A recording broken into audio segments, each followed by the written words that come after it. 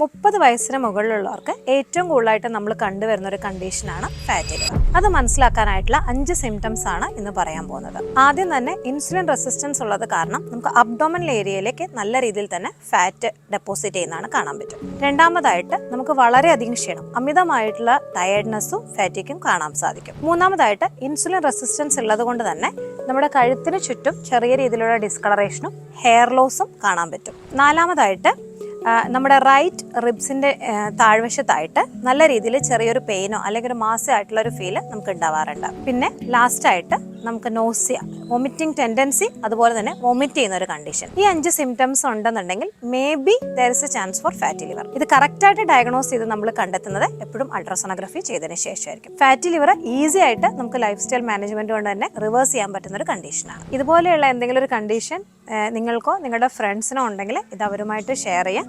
അതുപോലെ ഈ പേജ് ഒന്ന് ഫോളോ ചെയ്യുക.